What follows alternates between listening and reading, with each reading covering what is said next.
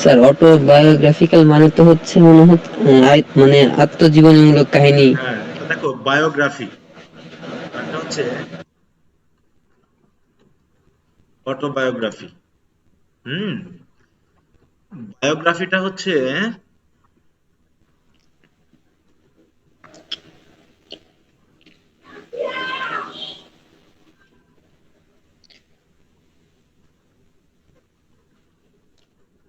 Sir autobiography মানে হচ্ছে নিজের জীবনী নিজেই লেখা। হ্যাঁ, দেখো আমি এখানে লিখতেছি। না হ্যাঁ, স্যার, কোশ্চেনটা হচ্ছে যে অটোবায়োগ্রাফির এলিমেন্টস হুম হুম। এলিমেন্টস বিষয়টা এখানে যোগ করার মানে আচ্ছা কি আমি আসতেছি বিশেষত্ব? আগে। হ্যাঁ দেখো, হ্যাঁ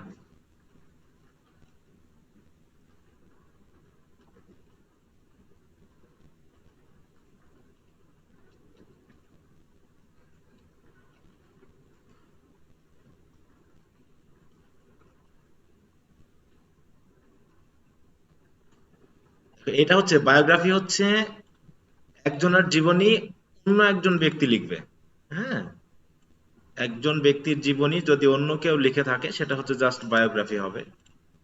আর যখন কারো জীবনী বাই দ্য পার্সন হিমসেলফ যদি ওই ব্যক্তি নিজে লেখে তাহলে সেটা হচ্ছে আমাদের অটোবায়োগ্রাফি বলে। হুম। তো আমরা যে ফ্রুটিগান এলিফ্যান্ট গল্পটা পাচ্ছি, এই গল্পটা কি রাইটার অন্য কারো ঘটনা লিখছে নাকি নিজের সাথে সম্পর্কিত ঘটনা লিখছে? নিজের বিষয় হ্যাঁ, এই ঘটনাটা কিন্তু নিজের সাথে হয়েছে। সে বলতেছে যে আমি কোথায় চাকরি করতাম, কি হিসাবে চাকরি করতাম, তাই তো মানুষের সাথে আমার নিজস্ব কি সম্পর্ক ছিল। ঠিক আছে, তো এই দেখো সবকিছু কি যা কিছু ঘটেছে রাইটার যিনি নিজে তার সাথেই বিষয়গুলো কিন্তু ঘটেছে। এই জন্য বলা হচ্ছে যে বায়োগ্রাফিক্যাল এলিমেন্ট। তাহলে বায়োগ্রাফিক্যাল এলিমেন্ট বলতে আমরা এখানে বোঝাতে চাচ্ছি তার পেশা, কোথায় তিনি কি কাজ করতেন, তাই তো? তারপরে হচ্ছে তার সাথে বার্মিজ পিপলদের সম্পর্ক কেমন ছিল, তার নিজস্ব চিন্তা ভাবনা কেমন পশু হত্যা সম্পর্কে, তাই না? হাতিটার সম্পর্কে তার কতটুকু প্যাশনেট ছিলেন, কি ধরনের আবেগ তার ছিল, তাই না? তিনি কেন হাতিটাকে মারতে চাচ্ছিলেন, এই যে ভিতরের কথাগুলো, সেই নিজস্ব চিন্তা ভাবনাগুলোকে যখন নিজেই প্রকাশ করে দিচ্ছে, তাই না? তো এই এলিমেন্ট গুলো বলতে মানে যে যে ঘটনাগুলো এখানে রিলেটেড করা আছে এবং তার মধ্য থেকে বিষয়গুলো তার সাথে রিলেটেড যে বিষয়গুলো আসতেছে সেই বিষয়গুলোকে বর্ণনা করাটাই হচ্ছে আসলে এই এলিমেন্ট হিসেবে বর্ণনা করা হচ্ছে। হ্যাঁ, এলিমেন্ট মানে হচ্ছে বিষয়বস্তু। তাহলে তার নিজস্ব কি কি বিষয়বস্তু এই গল্পের ভিতরে আছে বা তার জীবন থেকে এই গল্পের কি কি বিষয় নেওয়া হয়েছে, এই বিষয়টা বোঝাতেই এই কথাটা ইউজ করা হয়েছে। ঠিক আছে? জি স্যার, হ্যাঁ, থ্যাংক ইউ স্যার। এখন যদি গল্পটা পড়ো তাহলে বুঝতে পারো কত পেজে আছে গল্প, ইয়াটা প্রশ্নটা বলো দেখি। 177 স্যার, 4 নম্বর কোশ্চেন। একশো 177। 77 পেজ। হ্যাঁ, দেখো এখানে কিন্তু ওই বিষয়গুলোই তিনি বলতে চেয়েছেন। হুম, আর যেহেতু এখানে এলিমেন্টটা আছে হচ্ছে সব বিষয় সম্পর্কিত নেই, তার পেশার সাথে রিলেটেড ছোট্ট একটা ঘটনা বর্ণনা করা হয়েছে। এখন এই ঘুরে ফিরে সেই ঘটনাটাই আমাকে আবার বর্ণনা করতে হবে, গল্পটা যেভাবে বলা হয়েছে সেটাই। মানে স্যার তার এখানে তার জীবনীর বিষয়গুলো বেশি আসবে তাই না স্যার? মানে হ্যাঁ, মানে তার তার জীবনীর সাথে তার রিলেটেড যে তার বিষয়গুলো। পেশা তার পেশা সে কোথায় চাকরি করতো, প্লাস তাকে যে সে যে হোল মানে আমাদের যে স্টোরিটা যে হুম হুম বিষয়টার উপর হুম এত হুম হুম। বড় একটা স্টোরি, সবগুলো বিষয় না আসবে, শুধু হচ্ছে আপনার কিভাবে মানে তার এলিফেন্টটাকে হত্যা করার বিষয়ে তার কি মনোভাব ছিল, এই এই বিষয়গুলো তো আসবে না স্যার? হ্যাঁ হ্যাঁ হ্যাঁ হ্যাঁ, মানে সব পুরোটাই তো হচ্ছে আসলে তার জীবন থেকে নেওয়া ঘটনা, তাই না? তার জীবনের ঘটনা। এই পুরো স্যার ঘটনাটাই তার সাথে প্রশ্নটা ঘটেছে। এরকম না হ্যাঁ যে বলো। শুটিং এন এলিফ্যান্ট কতটা অটোবায়োগ্রাফিক্যাল, কতটা হ্যাঁ তার আত্মজীবনীমূলক, হ্যাঁ, মানে কি এরকম কি প্রশ্ন। বিষয়গুলো আত্মজীবনীমূলক, কি কি বিষয় তার ভিতরে আছে। হ্যাঁ। সেটাই এই প্রশ্নটা আর হুম কি। হুম হুম জি জি স্যার। হুম। এই প্রশ্নে কি ইম্পেরিয়ালিজমের বিষয়টা আসবে স্যার? আসতেই পারে যে তার ইম্পেরিয়ালিজম সম্পর্কে তার নিজস্ব চিন্তা ভাবনা কি সেটাও তিনি গল্পের ভিতরে ইনক্লুড করেছেন। এটাও আসতে পারে, তাই না? একটা অটোবায়োগ্রাফি মানে কি আমি কি বিশ্বাস করি, আমি কোন ধর্মে বিশ্বাস করি, আমি কি চিন্তা করি, সেগুলো তো আমার ওই বায়োগ্রাফি অটোবায়োগ্রাফির মধ্যে আমি ইনক্লুড করে ফেলতে পারি, তাই না? যে আমার মনোভাবটা কি। যেমন অসমাপ্ত আত্মজীবনী, এটাকে বলি কি আমরা আত্মজীবনী বলছি কারণ কি বঙ্গবন্ধু শেখ মুজিবুর রহমান নিজে লিখেছে। তা তার ভিতরে কি তার ধর্ম দর্শন নেই, রাজনৈতিক বিষয়গুলো নেই, তাই না? বিরোধী দল সম্পর্কে তার মতামত কি ছিল সেগুলো আছে তো নাকি, মানে তার জীবন, তার চিন্তা ভাবনা, তার খাওয়া দাওয়া, তার পোশাক আশাক, মানে তার নিজস্ব সম্পর্কিত সবকিছুই যখন নিজে তুলে ধরবে, তাই তো, সেটাই তো আত্মজীবনীমূলক এক একটা বিষয় হয়ে যাচ্ছে। এখন এখানে যে তার ইম্পেরিয়ালিজম সম্পর্কে যে চিন্তা ভাবনাগুলো আছে সেগুলো নিশ্চয়ই এখানে আত্মজীবনীমূলক চিন্তা ভাবনার মধ্যে আসছে, যে তার চিন্তা তিনি নিজেই তুলে ধরেছেন। তাই তিনি কি বলতে চাচ্ছেন, যে এটা হচ্ছে কি সবচেয়ে খারাপ একটা জিনিস, কিভাবে হচ্ছে নেটিভ পিপলরা এর দ্বারা অত্যাচারিত হতো, শোষিত হতো, কি খারাপ দিকটা কি, তাই না? এই যে বিষয়গুলো, তারপর নেটিভ পিপলরা তার সাথে কেমন আচরণ করতো, হ্যাঁ, সে বিষয়ে, যে ফুটবল, হ্যাঁ, মাঠে দেখা যাচ্ছে তাকে আঘাত করে ফেলে দিয়েছে, কিন্তু রেফারি অন্যদিকে তাকাচ্ছে, তাহলে এটাও তো একটা তারই একটা জীবনের সাথে ঘটে যাওয়া একটা ঘটনা, তাই না? এটাও, এগুলো আসতে পারে, যে তার চলাচল, তার চিন্তা ভাবনা, মানুষের সাথে সম্পর্ক, এই সবকিছুই আর কি তুমি যতটুকু পেয়েছো এর ভিতর থেকে সেটাকে একটু বিস্তারিত বর্ণনা করে বাড়ায় দিতে হবে আর কি, এই। আচ্ছা, তো তাহলে ব্রড কোশ্চেন যেহেতু ছিল হচ্ছে 1 এবং 4, তো 1 নম্বরে কারো সমস্যা আছে কিনা আমি একটু আগে শুনতে যাচ্ছি। প্রথমে যে তোমরা রিডিং করেছো এবং বুঝতে পারোনি বা কি বিষয় বলতে চাচ্ছো, ইম্পেরিয়ালিজমের সাথে এই রাইটিং এর সাথে সম্পর্কটা কি, যদি কোথাও বুঝতে অসুবিধা হয় তোমরা আমাকে একটু শেয়ার করো প্রথমে।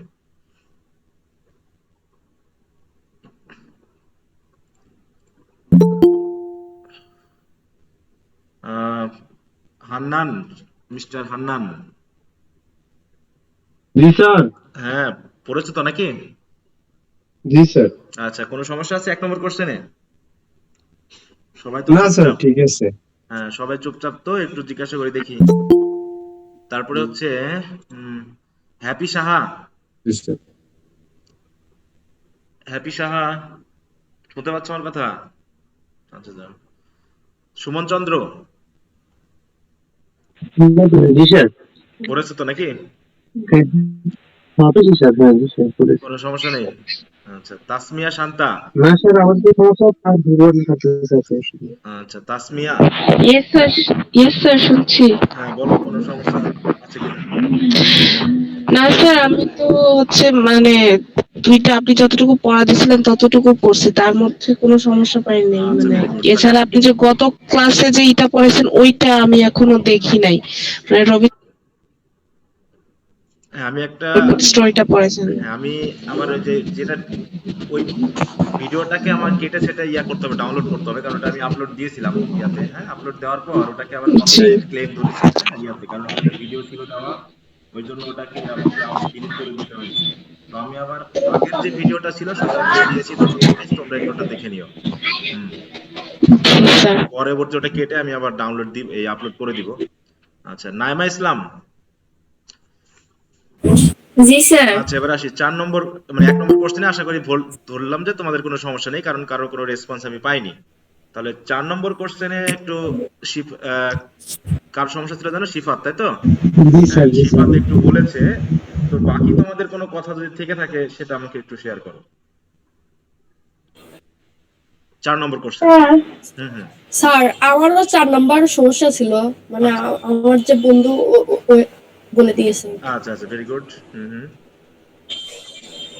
নিশাত তাবাসসুম। স্যার আমার বিগ কোশ্চেন পদ্ধতিতে একটু প্রবলেম ছিল। আচ্ছা, আচ্ছা, ব্রিফ কোশ্চেনে আসছি তাহলে। আপাতত 4 নম্বরে কারো সমস্যা যদি থাকে তো 30 সেকেন্ডের মধ্যে বলো, না আমি প্রসঙ্গ চেঞ্জ করে চলে যাচ্ছি।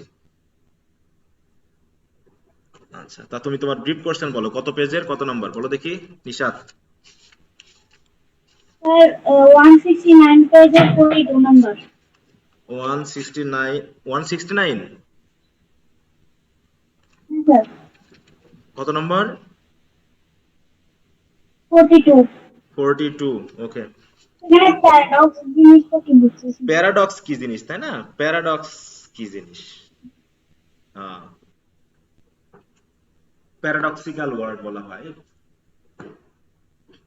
প্যারাডক্স হচ্ছে, দেখো আমি তোমাদের দেখাচ্ছি বিষয়টা কি বলতে যাচ্ছে, বাংলাতেই দেখাই। হুম।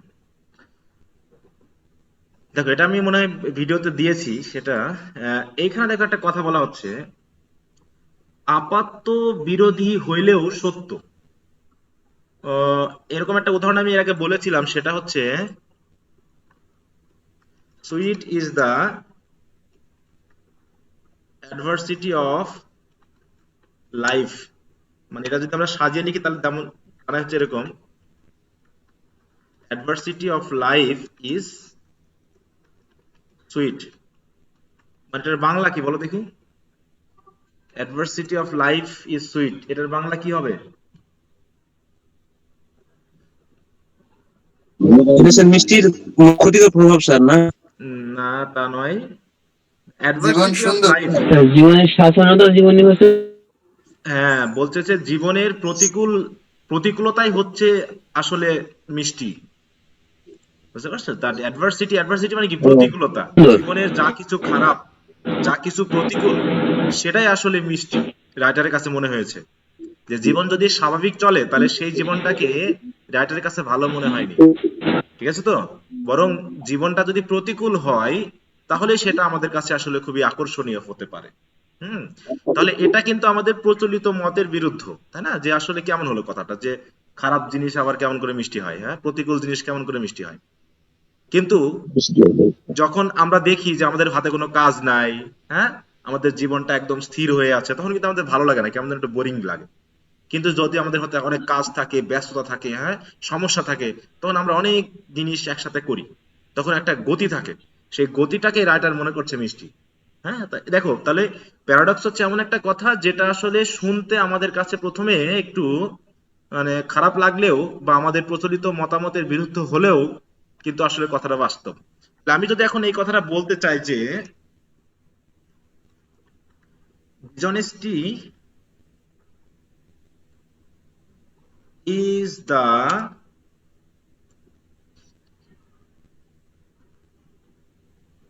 best policy.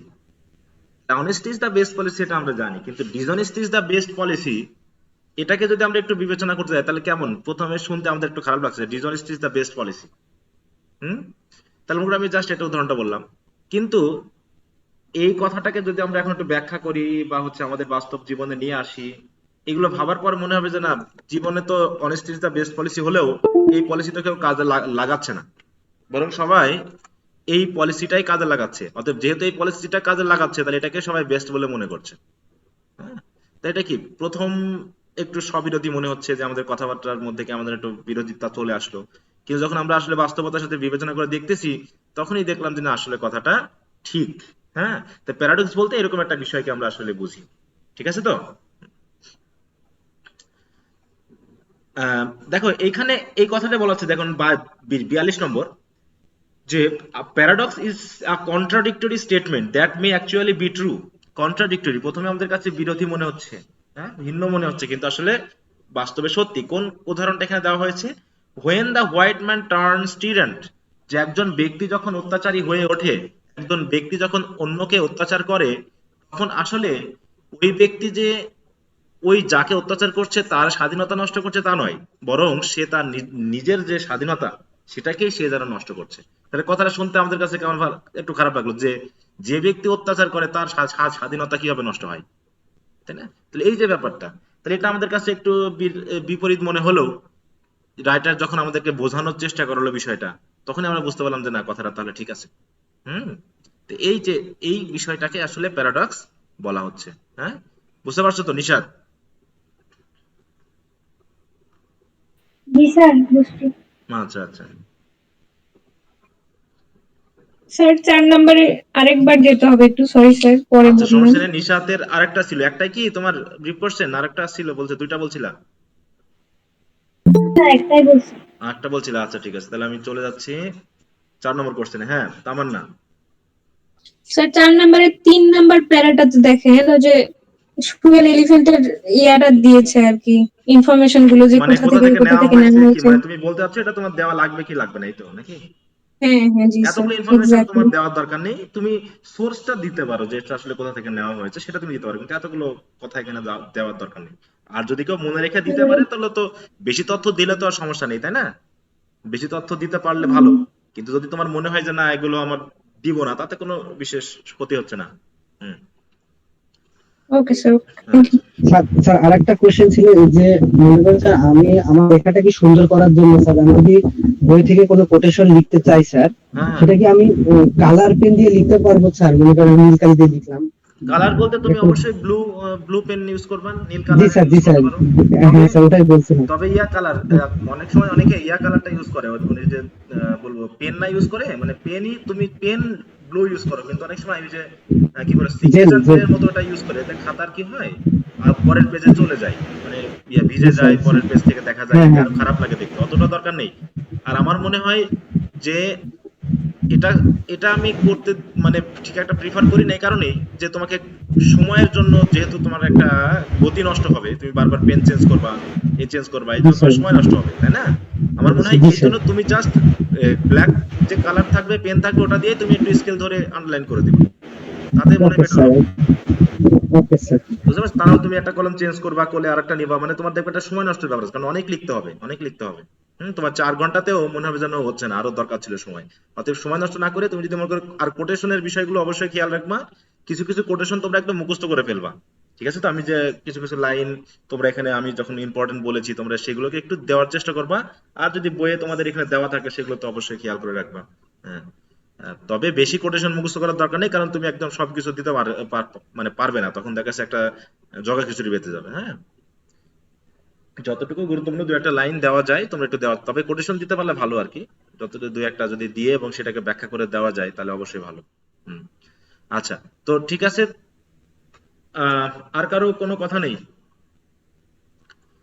আচ্ছা, যদি কথা না থাকে তাহলে লেটার টু লর্ড চেমসফোর্ড এর থেকে আমি কি কোনো পড়া দিয়েছিলাম সামারি, তাই না? জি স্যার। সামারিটা কিন্তু দেখতে বলেছিলাম, তা সামারিটা দেখছো কিনা? জি স্যার দেখছি। আচ্ছা, এর এর তো আর জি কোনো স্যার। কোশ্চেন তোমাদের দেওয়া হয়নি, তাই না? এর তো আর কোনো কোশ্চেন দেওয়া হয়নি, শুধু সামারিটাই পড়তে বলেছিলাম। জি স্যার, আর কিছু দেওয়া হয়নি।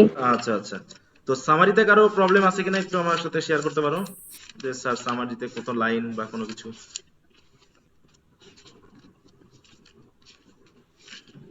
স্যার, এখানে বলো। একটা লাইন আছে, বিআইএস হাইফেন এ বিআইএস, এই লাইন, এই জিনিসটা কি বুঝি নেই।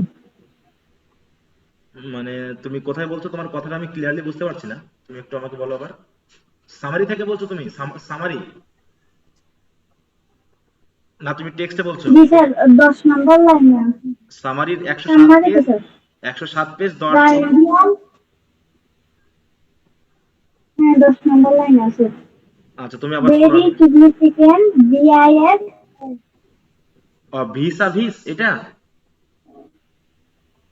হ্যাঁ স্যার, এটা মানে তুমি এটা বলতে চাচ্ছো? তাহলে দেখাই যে, দেখো, হ্যাঁ, ভিসা ভিস এটা অ্যাকচুয়ালি একটা ফ্রেজ, যেটা দিয়ে একটা,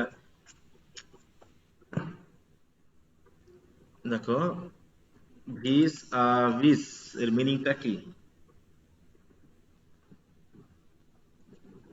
এই যে দেখেন, দেখা যাচ্ছে ফেস টু ফেস, মুখোমুখি, ইন কম্পারিজন, এই দেখো এটা বোঝাচ্ছে। হ্যাঁ, ভিসা ভিস মানে হচ্ছে মুখোমুখি, হ্যাঁ, প্রতিমুখে বা সামনাসামনি, সরাসরি, ফেস টু ফেস, এইটাকে নির্দেশ করে। হ্যাঁ, এই যে ফেস টু ফেস,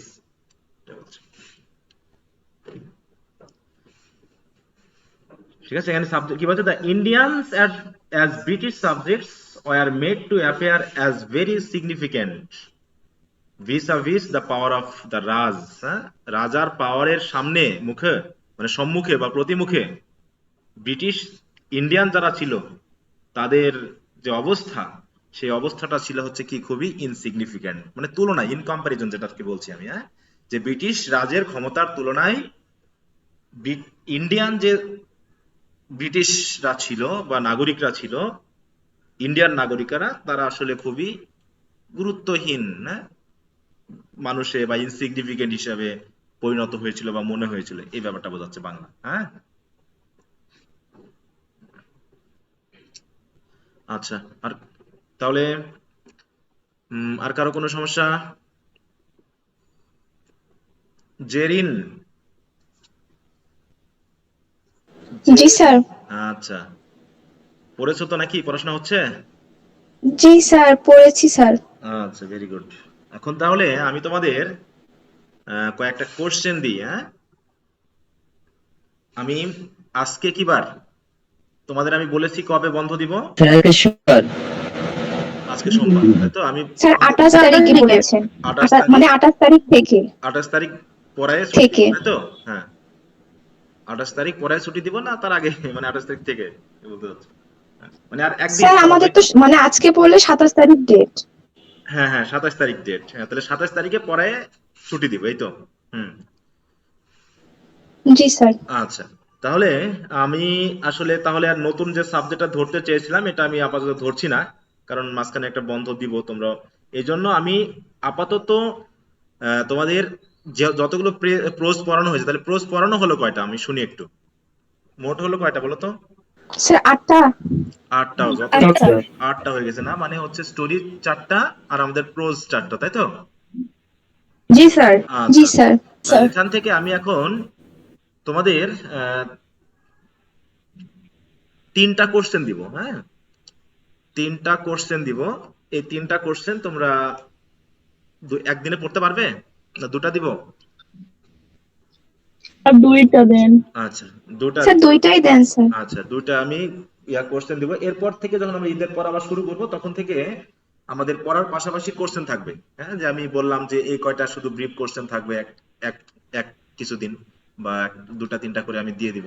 তারপরে শর্ট কোশ্চেন গুলো আমি আবার দিয়ে দিব। মানে যেহেতু আমাদের মেইন ধারণাগুলো এসে গেছে টেক্সট সম্পর্কে, এখন আশা করি বাকিগুলো পড়তে একটু সহজ হবে, কিন্তু এখন একটু বেশি পড়া থাকবে আর কি। হ্যাঁ, বেশি বেশি পড়তে হবে। তোমাদের ঈদটা পার হয়ে যাক, খুব সময় দিতে হবে একটু। হ্যাঁ, দরকার হলে এখানে বসে বসে আমি লেখাই নিব, এবং আমিও যতটুকু পারা যায় একদম ইনস্ট্যান্টলি ফিডব্যাক দেওয়ার চেষ্টা করব। যদি তোমাদের একটা জিনিস বাকি আছে আমি এখনো করতে পারিনি, তা ওটা দেখা যাক। আমি তাহলে আহ, প্রশ্ন আমি একটু লিখছি 3টার, তোমরা একটু মনোযোগ দিয়ে লিখে নাও, বা আমি যে দুটো স্ক্রিনশট দিয়ে দিব সেটা সমস্যা না। আমি প্রশ্নগুলো বলি। সবার কি সেম সাজেশন কেনা হয়েছে? জি স্যার, আমাদের আগে কিনা হয়েছে। জি স্যার। আচ্ছা আচ্ছা, জি স্যার। তাহলে সবার যেহেতু আছে আমি বরং ওখান থেকে তোমাদের একটু বলে দিই। হ্যাঁ, এখান স্যার থেকে রবীন্দ্রনাথ ঠাকুরের যে গল্পটা বললাম এটা থেকে দিবেন না? হ্যাঁ, এখান থেকেও দিব। হ্যাঁ, আমি আগে এখান থেকে তো আমি কোশ্চেন দিব, কিন্তু আপাতত তোমরা একটু জাস্ট রিডিং করে আসবে ওগুলোর। আর আমি একটু স্যার স্যার বন্ধ। সেট সাজেশনটা কি একদম নতুন বছরের হইতে হবে? নতুন বছরে আমার না কাছে হলেও, একটা আছে স্যার 19 সালের সেটা। হ্যাঁ নতুন বছরে যে যদি হতে লাগে হবে এমন তাহলে না। নতুনটাও দিব। নতুন বছরে হতে হবে এমন না, এটা সমস্যা না। ও আচ্ছা স্যার। হ্যাঁ, স্যার এই কি বলে রবীন্দ্রনাথ ঠাকুরের যে ইয়েটা দিয়েছেন ওটা শুধু পড়বো, আর যেই দুটো প্রশ্ন দিবেন সেগুলো থেকে আপনি রবীন্দ্রনাথ লিখে নেবেন। রবীন্দ্রনাথ থেকে একটা কোশ্চেন দিব, রবীন্দ্রনাথ থেকে একটা কোশ্চেন দিব, আর বাইরে থেকে একটা কোশ্চেন দিব, ঠিক আছে? তাতে রবীন্দ্রনাথের একটা তোমার হয়ে যায়।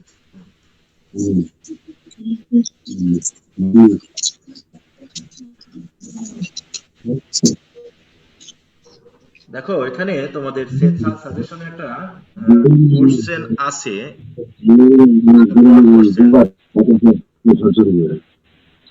ব্রড কোশ্চেন, সেটা হচ্ছে রবীন্দ্রনাথ ট্যাগরের। তো একটু ভালো করে দেখো, আমার যদি নতুন হয়ে থাকে তাহলে পেজ সংখ্যা মিলবে আর কি। হ্যাঁ, ট্যাগরের হচ্ছে 3 নম্বর কোশ্চেন। স্যার নম্বর পেজটা একটু কোশ্চেন, বলেন। 259 পেজ। তো সবাই মিলে কিনা, এটা হচ্ছে letter to Lord Chelmsford rejecting knighthood is a vehement protest. এটা একটা তীব্র প্রতিবাদ against the inhuman operation of the British Raj in India. এই প্রশ্নটা, ঠিক স্যার আছে? পেজ কত স্যার? 259, যেখানে লিখেছি 259 পেজের। আমি একটু তাহলে প্রশ্ন লিখে দিই তোমাদের। প্রশ্নটা হচ্ছে লেটার টু চেমসফোর্ড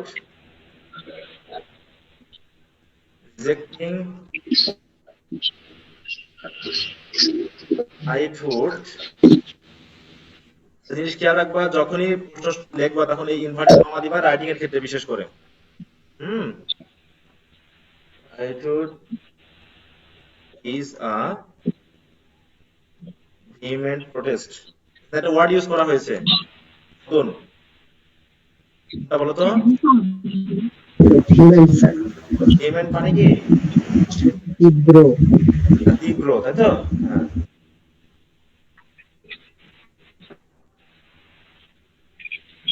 এই প্রশ্নটা ট্যাগর থেকে পড়বা। এটা হলো 1 নম্বর কোশ্চেন মনে করো।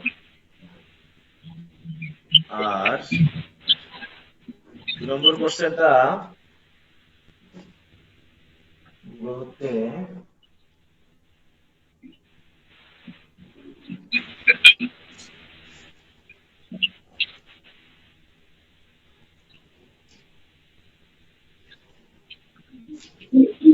অফ স্টাডিজ করে প্রথমে আছে আচ্ছা ঠিক আছে ঠিক আছে হুম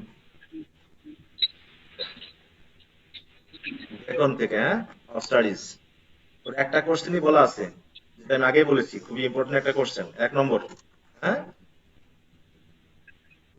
1 নম্বর এই 10 মার্ক কি কমন নাকি স্যার, যে হ্যাঁ প্রোজ স্টাইল? এই 10 মার্ক কি কমন নাকি, যে প্রোজ স্টাইলটা যেটা আছে?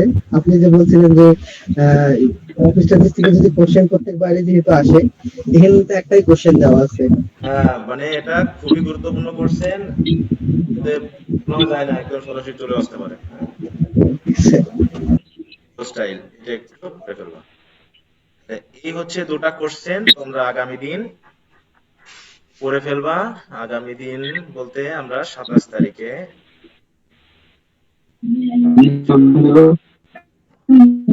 স্যার 259 পেজ এটা কি সেট সেকশন? সেট সাজেশনের হ্যাঁ সেট সাজেশন থেকে আমি বলছি সেট হ্যাঁ আমরা এটা জি করে দিব স্যার। আমি তো সেটা বলেছি তোমাদের বইও আছে জাস্ট সেট সাজেশন থেকে বললাম যেহেতু সবার কাছে থাকতে পারে এটা আমি 27 তারিখে একটা লিখতে দিব মনে থাকবে তো হুম যেভাবে লিখতে দিয়েছিলাম ওইভাবে আমি লিখতে দিব সুন্দর করে সবাই স্যার জি স্যার। পরে গ্রুপে দিয়ে দিচ্ছি স্যার স্যার 1 নম্বর প্রশ্নটা একটু যদি বোঝাই দিতেন ভালো হতো। প্রশ্নটা বোঝাই দিব না প্রশ্নের উত্তরটা স্যার প্রশ্নটা। প্রশ্নটাই আচ্ছা এটা হচ্ছে নাম তাই তো জি স্যার। আমাদের নাম তাহলে letter to Lord Chelmsford rejecting knighthood এই যে এসে এই এসেটা হচ্ছে কি যে ইজ আ ভিহেমেন্ট প্রোটেস্ট এটা তীব্র একটা প্রতিবাদ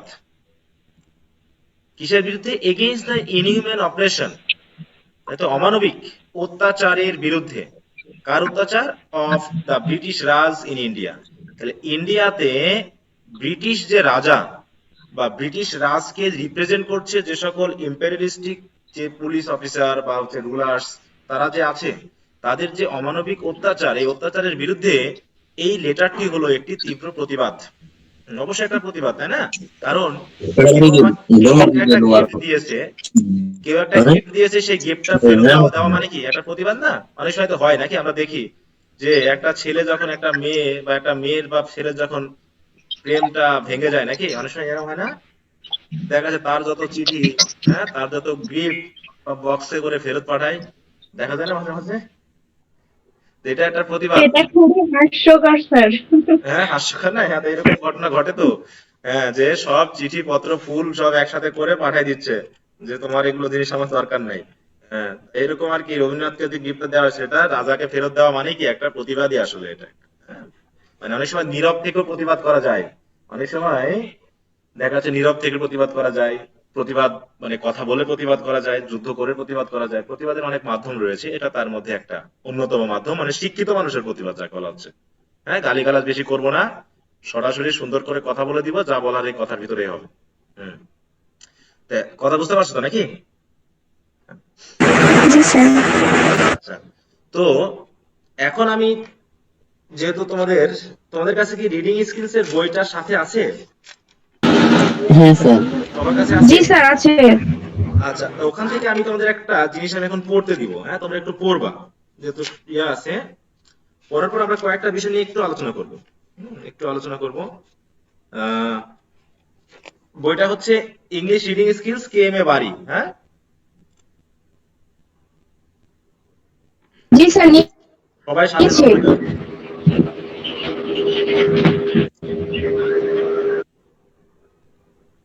এই বইটা সবাই একটু হাতে নাও স্যার পেজ নাম্বার বলেন। হ্যাঁ আমি বলছি এখন আমরা বলেছিলাম যে পোয়েট্রি পার্টটা মানে পার্ট সিটা একটু শুরু করব হ্যাঁ তো পার্ট জি স্যার, পার্ট সিতেই সমস্যা আছে। হ্যাঁ পার্ট সি এর সমস্যা না আমরা যাও এক সপ্তাহ সময় যদি আমরা রেখে দিই তাহলে তোমার কাছে বিষয়টা আরো সহজ হয়ে যাবে কারণ আমরা অলরেডি পড়েছি যেহেতু পার্ট সি তে দেখো তোমাদের 23 নম্বর যে মডেলটা আছে 23 নম্বর পরিচিত একটা পয়েম দিয়ে আমরা একটু শুরু করতে পারি সবাই গেছো কিনা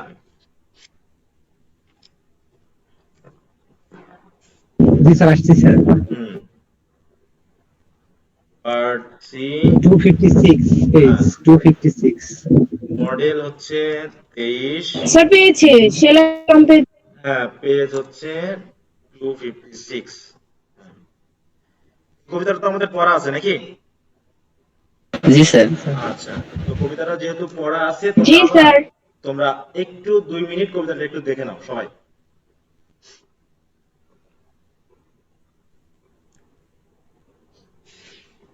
স্যার সামারি না কবিতাটা? কবিতাটা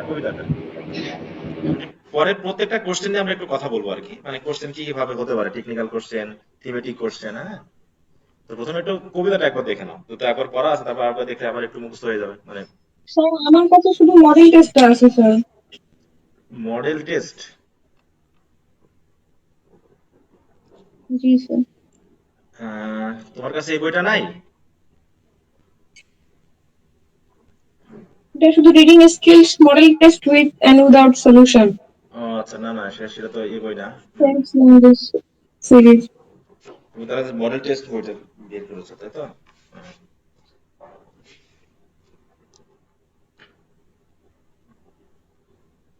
আচ্ছা, তাহলে যদি কারো কাছে না থাকে আমি ছবি তুলে গ্রুপে দিয়ে দিচ্ছি, তোমরা একটু দেখে নাও। আমি ছবি তুলে দিচ্ছি। Okay sir.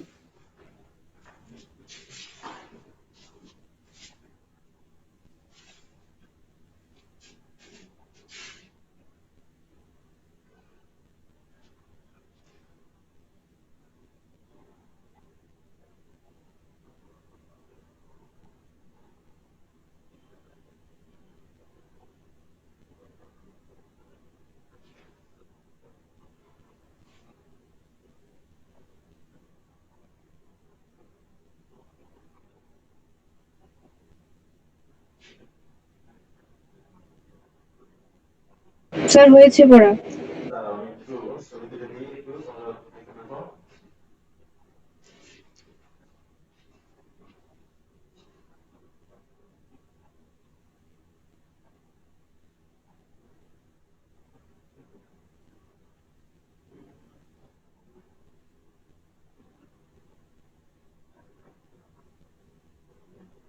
সবাই একটু প্রশ্নগুলো দেখে থাকো, প্রশ্নগুলো উত্তর না আসলে কি কিভাবে প্রশ্নগুলো এসেছে একটু দেখো।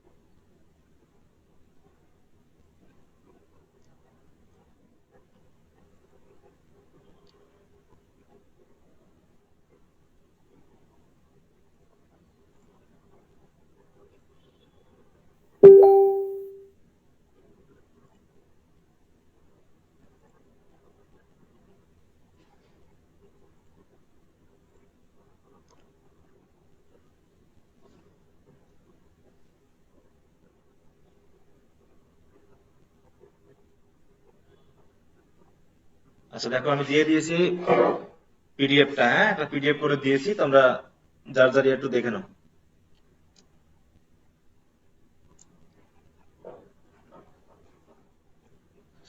আচ্ছা তো যাদের কাছে বইটা আছে আর তারা একটু দেখো, আর যাদের কাছে বই নাই তারা পিডিএফটা একটু নিয়ে নাও।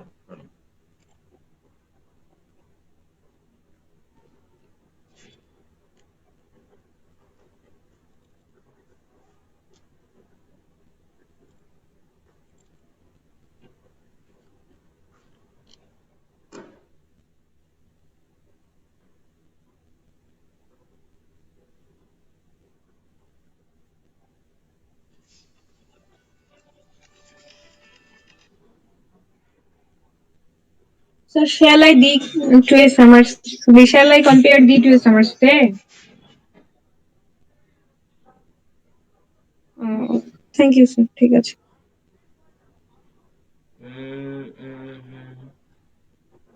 ওটা অত না, তা বলতে পারছি না, এখন কতজন ভর্তি হয়েছে, সিট তো আছে এরকম 400-500। হ্যাঁ হ্যাঁ 150। হ্যাঁ হ্যাঁ হ্যাঁ আর্টস হয়ে যায়, কমার্সের সমস্যা থাকে আর হচ্ছে ওদিকে সায়েন্স। হ্যাঁ আচ্ছা ওকে। আচ্ছা তো দেখতে পাচ্ছ তো নাকি? হ্যাঁ, এই যে জি স্যার, দেখা যাচ্ছে। তোমরা এটা থেকে দেখো পয়েন্টার কোথাও কোনো আফসা ঝাপসা এরকম কোনো সমস্যা আছে কিনা একটু দেখো। আশা করি পয়েন্টটা আমাদের কাছে একদম ক্লিয়ার। এই পয়েন্ট থেকে কোশ্চেন মোটামুটি আপনার ইন্ট্রোডাকশন টু পোয়েট্রিতে আসার সম্ভাবনা আছে, একটু ভালো করে দেখবা। তো এখানে আমরা কয়েকটা কোশ্চেন দেখি আগে যে কি কি কোশ্চেন আসলে এসেছে। হ্যাঁ দেখো, write a summary of the poem, যে কোনো পয়েমের সামারি লিখতে হতে পারে, সামারি অথবা থিম, এই দুটার মধ্যে দুটাই থাকে অথবা যে কোনো একটা থাকবে। তো সামারি, তারপর হচ্ছে দেখো what is the author's position attitude, এখানে অথরের বিষয়ে তিনটা কোশ্চেন থাকে প্রধানত। একটা হচ্ছে অথরস পজিশন অ্যাটিটিউড, আর হচ্ছে অথরস পজিশন এবং টোন, ঠিক আছে তো। এবং যদি অথরের সাথে ব্যক্তিগতভাবে কোনো বিষয়ে সরাসরি রিলেটেড থাকে সেই ধরনের কোশ্চেন গুলো অনেক সময় দিয়ে দেয়। দেখো এখানে চাচ্ছি কি আমরা অথরস পজিশন এন্ড অ্যাটিটিউড। তারপর হচ্ছে হু ইজ বিং কম্পেয়ার্ড, এবার হচ্ছে মানে টেক্সচুয়াল কোশ্চেন চলে গেল। এখানে কাকে কম্পেয়ার করা হয়েছে কার সাথে, who is being compare to whom, কাকে কার সাথে কম্পেয়ার করা হয়েছে। তারপর হচ্ছে টেকনিক্যাল কোশ্চেনের মধ্যে অনেক সময় স্ক্যানশনটা দেওয়া থাকে, স্ক্যানশনের পরিমাণটা খুবই কম থাকে, এটা খুব একটা দরকার নেই। তবে ওর ভিতরে যে রাইম স্কিমের ব্যাপার থাকে, রাইম স্কিম, তারপর হচ্ছে সিমিলি মেটাফর মানে যেগুলো ফিগার অফ স্পিচ এগুলো থাকে। তারপর হচ্ছে how would you compare the summary in Bangladesh with the summary, এটা হচ্ছে জাস্ট টেক্সচুয়াল কোশ্চেন, এটা তো ভিন্ন ভিন্ন ভাবে আসতেও পারে। আরটা হচ্ছে what do you come to know about the poet's friend from the poem, poem থেকে তুমি এই পোয়েটস ফ্রেন্ড সম্পর্কে কি বুঝতে পারছো বা কি জানছো। আসলে এটা কিন্তু এই ধরনের কোশ্চেনই হয়ে গেল। দেখো who is being compare to whom, কাকে কার সাথে তুলনা করা হয়েছে, আর পোয়েটের বন্ধু সম্পর্কে তুমি পোয়েম থেকে কি জানলা, এই বিষয়গুলো আসলে সবকিছু ঘুরে ফিরে একই। হ্যাঁ তো দেখো এখানে আমরা মোট পেয়েছি হচ্ছে কয়টা, 6টা-7টা কোশ্চেন দিয়েছি। এখানে 7টা কোশ্চেনের মধ্যে আমাদেরকে কয়টা উত্তর লিখতে হয়, 5টার উত্তর লিখতে হয়, 7টা অথবা 8টা থাকে, 5টা উত্তর লিখতে হয়। তো এখানে যেহেতু 10 মার্ক থাকে একটু তো বড় লিখতে হবে, তবে অতটুকু বড় নয় যতটুকু তোমাকে ইন্ট্রোডাকশন টু পোয়েট্রিতে লিখতে হয়। হ্যাঁ এখানে যেহেতু তোমাকে কবিতাটি পড়তে হবে, তারপরে কোশ্চেন সম্পর্কে আইডিয়া নিতে হবে, তারপর তোমাকে লিখতে হবে। অতএব এখানে খুব বেশি বড় লেখার দরকার নেই, মোটামুটি 10 মার্ক হিসাবে যতটুকু তোমরা আগে 1.5 পেজ থেকে 2 পেজ, হ্যাঁ যেমন একটা প্যারাগ্রাফ লিখতে, সেই প্যারাগ্রাফের সমান কিন্তু এই কোশ্চেন আনসার গুলো তোমাদের একটু লিখতে হবে। আর কিছু কিছু কোশ্চেন থাকে যেগুলো ছোট হয়ে যায় অটোমেটিক, যদি টেকনিক্যাল কোশ্চেন হয়। যেমন রাইম স্কিমটা কি, হ্যাঁ রাইম স্কিমটা কি তুমি একটু বর্ণনা করে হয়তো কিছু লিখলে, ওটা দেখা যাচ্ছে খুব জোর হাফ পেজ থেকে 1 পেজের মধ্যেই দিয়ে দেওয়া যায়। হ্যাঁ এইভাবে। তো দেখো সামারি বলতে তো আমরা সবাই বুঝি নাকি, দেখো থিমটা কিন্তু এদিকে বলা হয়নি, হয়তো দেখা যাচ্ছে থিম নিয়ে আরেকটা কোশ্চেন হতে পারে যে what is the theme of the poem, এই পোয়েমের থিমটা আসলে কি। আর পোয়েম সম্পর্কে কোশ্চেন গুলো প্রধানত ঘুরে ফিরে একই হয় উত্তর। কিছুটা দেখা যাচ্ছে প্রথম মানে আমরা তো পড়েছি এর আগে তাই না, যে প্যারাগ্রাফের কয়টা পার্ট থাকে, পার্ট গুলো কি কি থাকে, টপিক, সেন্টেন্স, বডি, কনক্লুশন। তো দেখা যাচ্ছে যে পোয়েট্রির ক্ষেত্রে এই বডি প্রায় ঘুরে ফিরে একই হয়, শুধুমাত্র ওই আমার প্রথম যে লাইনটা থাকে টপিক সেন্টেন্স, ওখানে আমাকে বলে দিতে হয় যে আমি এখন কি করতে যাচ্ছি কোশ্চেনের আদলে। আর কনক্লুশনে গিয়ে আমরা কি করি, যা বললাম সেই টপিক সেন্টেন্সের সাপোর্টিং এ আমি শেষ পর্যন্ত একটা কথা দিয়ে দিই যে হ্যাঁ এটাই হলো এই, মানে সাপোর্ট করলাম অথবা সাপোর্ট করলাম না, এরকম একটা কিছু বোঝানোর জন্য। তো দেখো যে আমি যদি পয়েন্টটা বুঝতে না পারি তাহলে কিন্তু এখানে কোশ্চেন আনসার করা খুব কঠিন হয়ে যাবে। হ্যাঁ, এই রিডিং স্কিলস এর জন্য এই পার্টটা একটু কঠিন হবে যদি তোমরা পয়েমটা কমন না পাও। তবে এখন যেহেতু ইদানিং পয়েম গুলোকে কমন দেওয়া হচ্ছে, তো পয়েম কমন নিয়ে সমস্যা নেই, কিন্তু আনসার সুন্দরভাবে লিখতে পারতে হবে। হ্যাঁ, তো আমি এখানে একটা স্যার কোশ্চেন আপনি তোমাদের, কি হ্যাঁ বলো। আপনি কি বোর্ডের খাতা দেখেন স্যার? আহ, আমি দেখেছি প্রথম দুই বছর দেখেছি, ঠিক আছে। তো তারপরে এখন একটু দেখি না, একটু অন্য চাপে আছি, অন্য পড়া নিয়ে আছি বলে একটু দেখি না এখন। হ্যাঁ, তা তোমার প্রশ্নটা কি শুনি, যে তুমি কি বলতে চাচ্ছ যে কি রকম লেখায় আমরা মার্ক কেমন দিই নাকি? হ্যাঁ স্যার।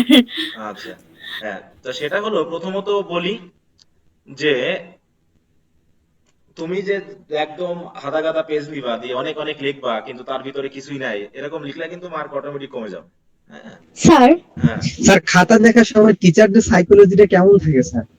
স্যার ফার্স্ট ইয়ারে আপনারা গ্রামাটিক্যাল প্রবলেম গুলোকে কেমন প্রাধান্য দেন স্যার ফার্স্ট ইয়ারে নাম্বার দেওয়ার সময়? ফার্স্ট ইয়ারে হ্যাঁ যেগুলো হচ্ছে দেখা যাচ্ছে খুবই সিম্পল, হ্যাঁ খুবই সিম্পল এবং যেগুলো মেনটেন করা দরকার সেগুলো তো একটু প্রায়োরিটি দেওয়াই হয়। যেমন হচ্ছে তুমি টেন্সটা যদি ঠিক মতো না বোঝো, হ্যাঁ যে ভার্বের এস বাই এস বারবার দিচ্ছ না, যে থার্ড পারসন হওয়া সত্ত্বেও তুমি দেখা যাচ্ছে ভার্বের বি ভার্ব ব্যবহার করেছো, তারপরে ভার্বের সাথে আইএনজিও করনি, অথবা প্যাসিভের জন্য পাস্ট পার্টিসিপল করনি, তুমি বেস ফর্ম বসে রাখছো আই অ্যাম গো, এগুলো তো গ্রহণযোগ্য হবে না, ঠিক আছে। তো তারপর হচ্ছে দেখা যাচ্ছে যে তুমি স্পেলিং মিস্টেক করতেছো বারবার, হ্যাঁ দেখে দেখে কোশ্চেনে যা আছে সেইটাও তুমি মিস্টেক করেছো, এগুলো ধরলে কিন্তু তোমার নাম্বারটা একটু কমে আসবে।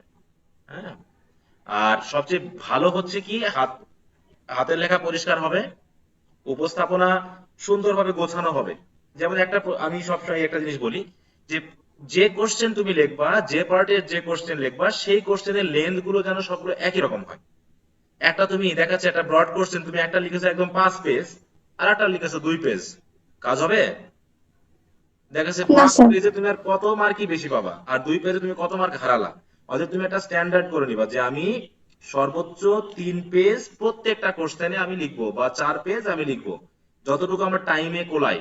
তবে তোমাকে এখন থেকে লিখে লিখে হাতের স্পিডটা একটু বাড়াতে হবে, ঠিক আছে। তো যে তোমরা যদি একটু দেখো, আমি কিন্তু এর আগে বলেছি যে তুমি 1 মার্কের জন্য কতটুকু টাইম পাবা, যেহেতু তোমার সময় হচ্ছে কত ঘন্টা বলো, 4 তোমার হচ্ছে মোট হচ্ছে 4 ঘন্টা। তো 4 ঘন্টা যদি আমরা এখন 60 মিনিট দিয়ে গুণ করি তাহলে কত হয়? 240 মিনিট, 40 তাই তো? মিনিট 40 মিনিট তুমি তুমি কোশ্চেনে আনসার করছো কত? 80। তা তুমি জি স্যার। প্রতি মার্কের, তাই তো, ইচ মার্ক উইল হ্যাভ কত মার্ক, কত মিনিট টাইম পাবে প্রত্যেক মার্কের জন্য?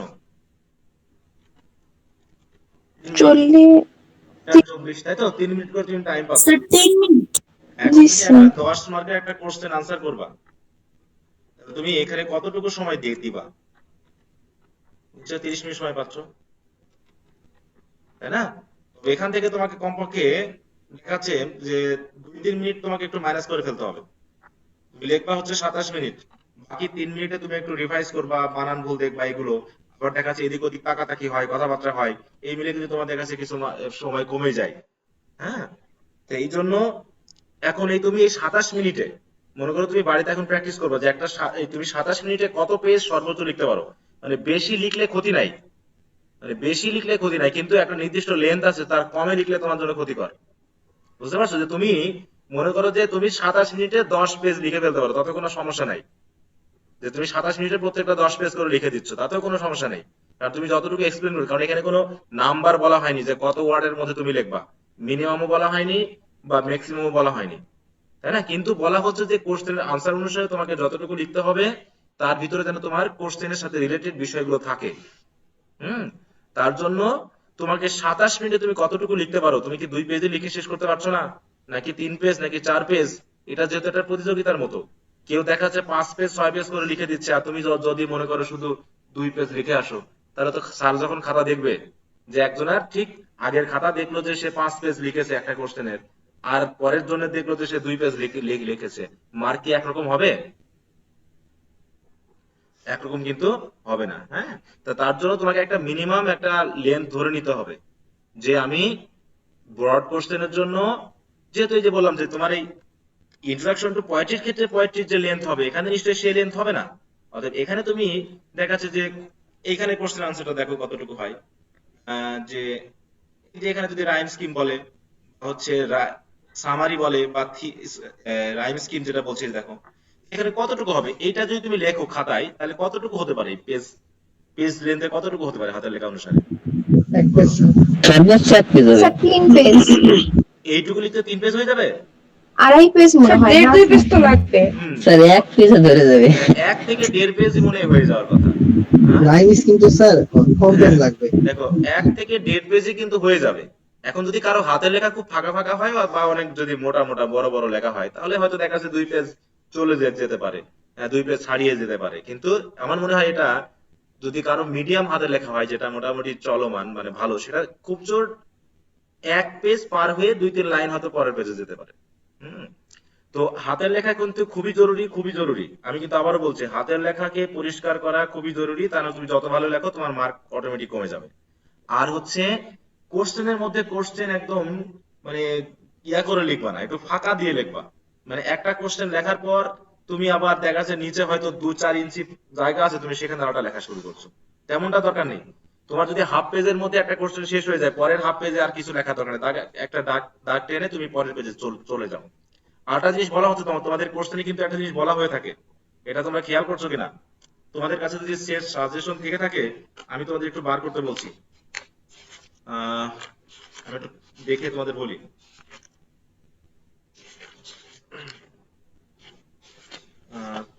এখানে অনেক সময় বিষয়গুলো দেওয়া থাকে, দেখো তোমরা একটু যাও 333 পেজ, 333 পেজ গেছো সেট সাজেশনের। হ্যাঁ, জি স্যার, আসি স্যার। আচ্ছা এখানে কি তুমি একটু পড়ো তো, 2018 সালের একটা কোশ্চেন, সমাজ বিজ্ঞান।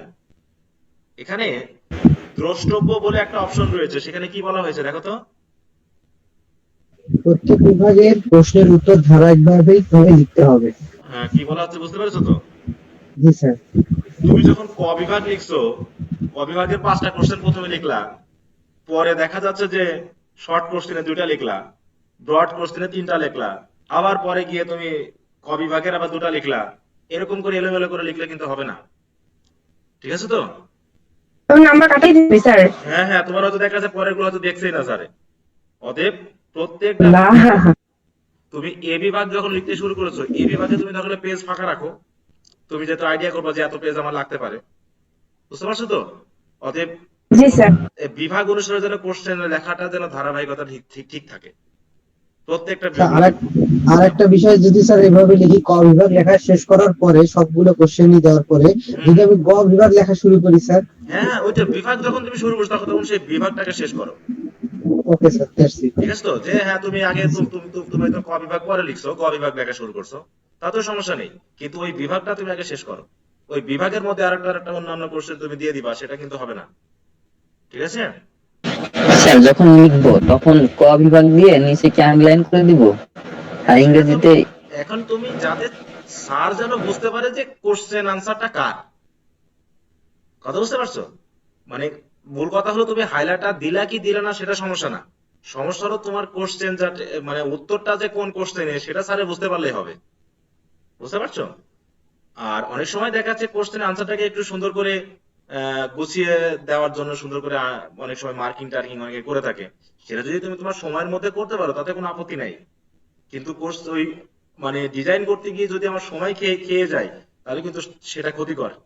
কিন্তু যদি তুমি অনেক যথেষ্ট ফাস্ট হও, তোমার যদি মনে হয় যে না আমি যথেষ্ট সময় পাচ্ছি ওটা আন্ডারলাইন করে দেওয়ার জন্য, সুন্দর করে কালার পেন ইউজ করার জন্য, তাহলে সেটা তুমি ইউজ করতে পারো, সেটা সমস্যা না। হ্যাঁ, কারণ আরেকটা কথা বলবো স্যার। বলো, হ্যাঁ বলো, আপাতত বলো, হ্যাঁ। স্যার এই যে আমাদের যখন সৃজনশীল লিখতাম তখন হচ্ছে গিয়ে স্যার ম্যামরা একটা মানে কথা বলতো যে হুম কোনো কোশ্চেন ছেড়ে আসবা না, হুম মানে হুম। যতটুকু পারো লিখে আসবা। হ্যাঁ, অবশ্যই স্যার এইটার ক্ষেত্রেও কি সেম? অবশ্যই এখানেও প্রযোজ্য। কারণ সেরে আসলেই তো, এখানে তো আর নেগেটিভ মার্কিং নাই যে তুমি ভুল লিখলে তোমার 10 মার্ক কেটে নিবে। 100 মানে 80 মার্কের আনসার তুমি করে আসবা, এটা হলো বড় কথা। ঠেলে ঠুলে যা ইচ্ছে তাই লিখে আসবা। তবে একটা জিনিস বলি আমি, তোমার যদি কনফিডেন্স থাকে যে এখানে কিন্তু একটা ক্ষতিকর দিক আছে, আমি তোমাদের একটু এই কথাগুলো বলি। যখন তুমি একটা কোশ্চেন আনসার লিখবা, প্রশ্ন দেখার পরে তুমি বুঝতে পারবা যে এই কোশ্চেনে তুমি কত মার্ক পাওয়ার প্রত্যাশা করো। বুঝতে পারছো? ফেল করা ভালো, অনেক সময় দেখো ফেল করা ভালো, এমন মার্কে গিয়ে আটকায় থাকা উচিত না যে মার্কে তুমি ইমপ্রুভমেন্ট দিতে পারছো না বা ভালো মার্ক হয়নি।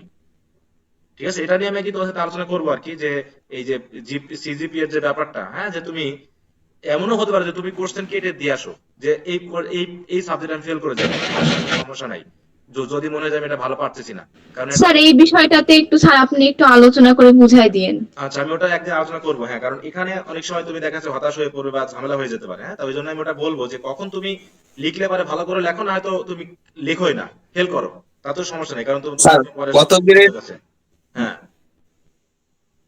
স্যার কত গ্রেড পেলে আর ইমপ্রুভমেন্ট দেওয়া যায় না? তুমি যদি সি থেকে উপরে পাও, ঠিক আছে তো, সি থেকে উপরে মানে ডি জি পাইলে স্যার। পারে, ডি পাইলে তুমি ইমপ্রুভ দিতে পারবা, কিন্তু মনে করো তুমি যদি 45 পাও আর কি, 45 46, এটা হচ্ছে সি গ্রেড বা সি প্লাস, এটা যদি পাও তাহলে তুমি আর ইমপ্রুভ দিতে পারছো না, তাতে তোমার একটা ক্ষতি কিন্তু। ঠিক আছে, তো তুমি জানোই যে আমি এখানে ভালো লিখতে পারছি না, তাহলে তুমি আবার ঠেলে ঠুলে লেখার চেষ্টা করছো কেন? বরং তুমি এরপরে বাদ দিও, কারণ তুমি তুমি যখন সেকেন্ড ইয়ারে পড়বা তখন কিন্তু তোমার ভাষা অনেকটা ডেভেলপ হয়ে যাবে, তাই না, আগের আগের চেয়ে। তখন তুমি যেটা ফার্স্ট ইয়ারে কঠিন মনে করতা, সেটা কিন্তু তোমার এই সেকেন্ড ইয়ারের সাথে যখন তুমি পরবর্তী ইয়ারের সাথে দিবে তখন তোমার কাছে অনেকটা ইজি মনে হবে। অতএব এই বিষয়গুলো ভেবে তোমরা একটু দেখবা যে কোনটায় প্রিপারেশন ভালো হচ্ছে, কোনটা খারাপ হচ্ছে, এই বিষয়গুলো একটু খেয়াল করতে হবে। হ্যাঁ, গড়ে কত মার্ক পেলে কোন ডিভিশন আসে? এটা তো ডিভিশন সিস্টেম না, এটা সিজিপিএ সিস্টেম এবং ক্লাস সিস্টেম। হ্যাঁ, এটা আমি স্যার পরে হ্যাঁ, কত পয়েন্ট আচ্ছা আছে আর পরে কি? আমি একদিন এটা নিয়ে আলোচনা করবো, হ্যাঁ, যে কিভাবে ভাগ করা হয়, তাহলে আমরা না তো অন্যদিকে, কারণ এটা অনেক স্যার এক আলোচনার বিষয়। কথায় একটু বলে দেন স্যার, এক কথায় একটু বলে দেন। এক কথায় বলবো, তাহলে তোমাদের এক কথায় তো বলা মুশকিল। এক, দাঁড়াও তোমাদের আমি একটু দেখাচ্ছি। স্যার 3 পেলে হচ্ছে ফার্স্ট ডিভিশন। ফার্স্ট ক্লাস, হ্যাঁ হ্যাঁ। আচ্ছা তামান্না, তুমি না একটু আস্তে কথা বলো, বুঝছো, তোমার কথাগুলো একদম কানের ভিতরে গিয়ে লাগে। হ্যাঁ আমি তো আজকেই কথা বলি, লাগলে কি করব? আচ্ছা ওটা নিয়ে টেনশন করো না, হ্যাঁ হ্যাঁ। এদিকে তোমরা একটু দেখো এই জায়গায়, আহ,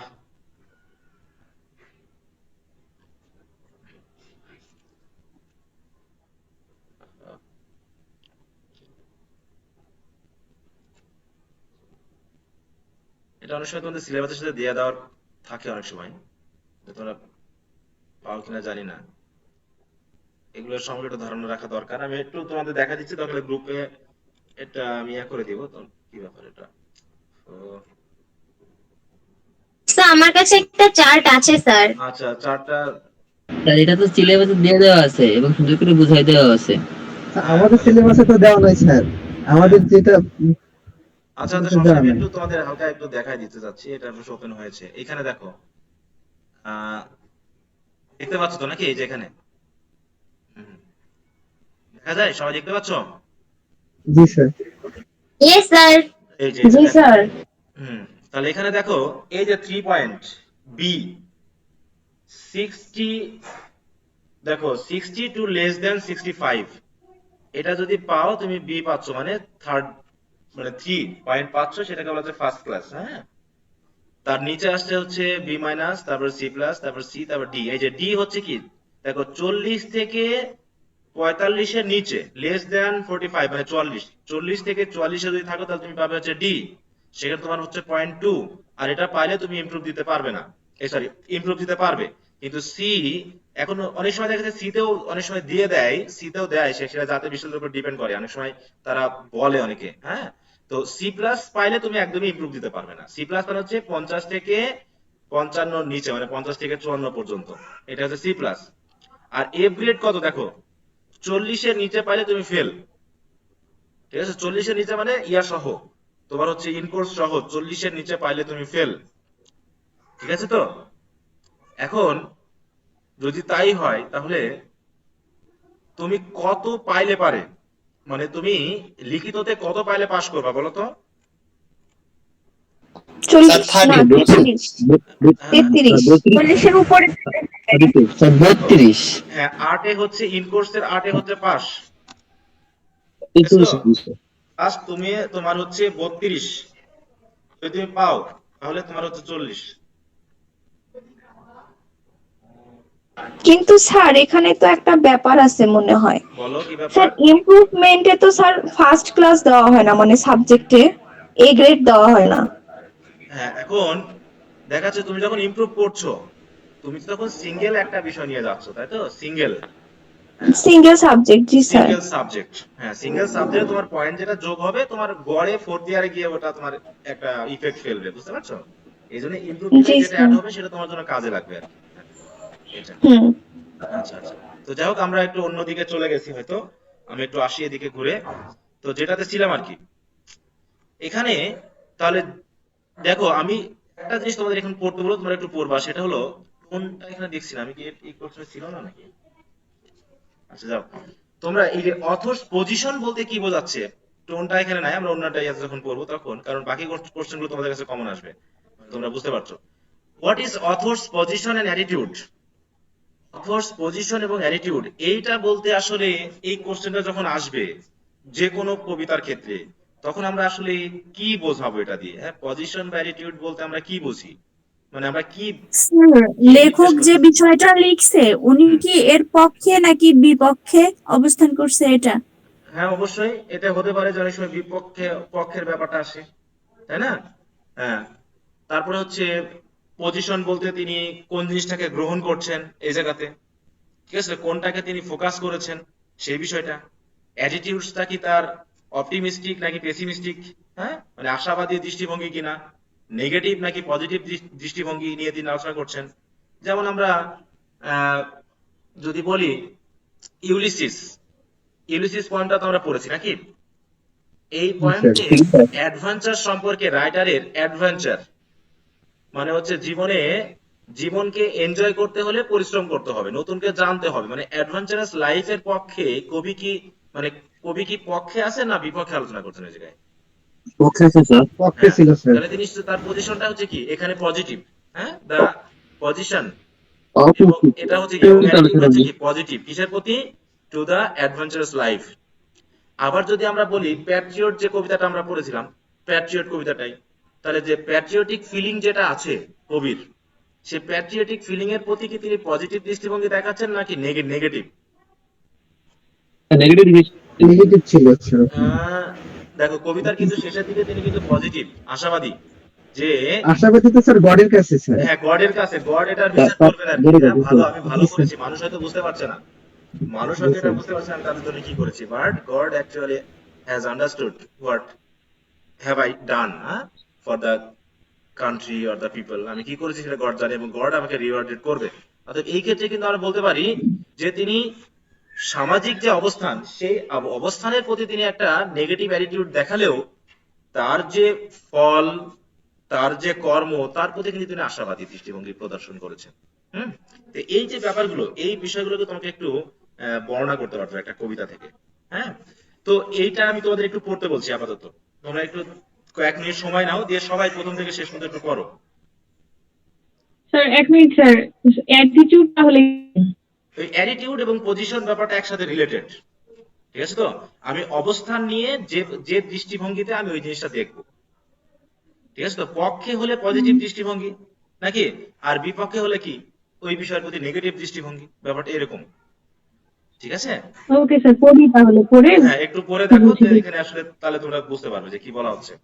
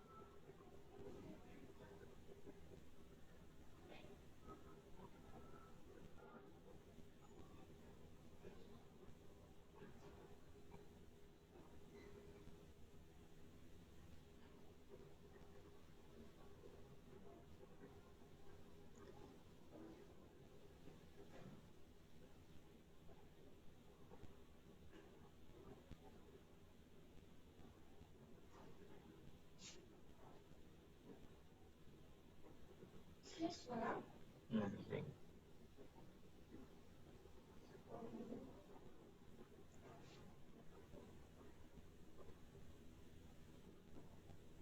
স্যার বলো। স্যার জুবিল্যান্ট টোন মানে কি স্যার?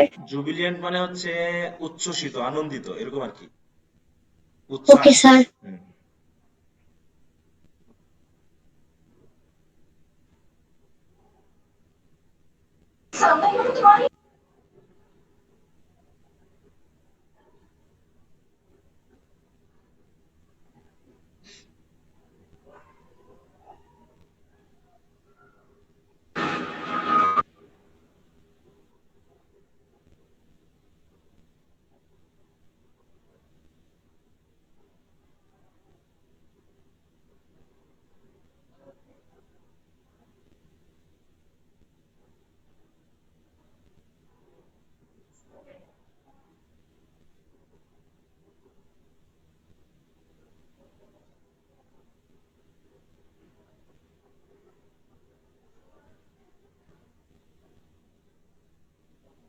যার যার হয়ে যাবে, স্যার তোমার হয়ে গেছে।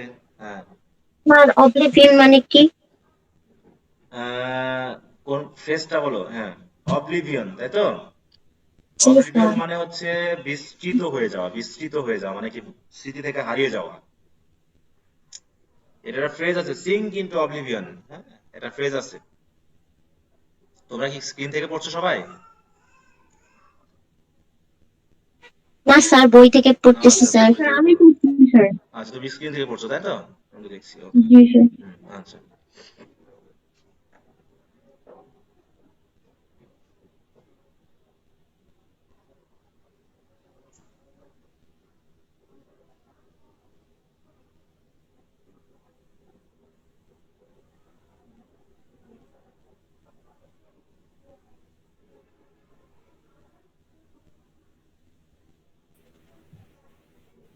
স্যার হুম, হুম।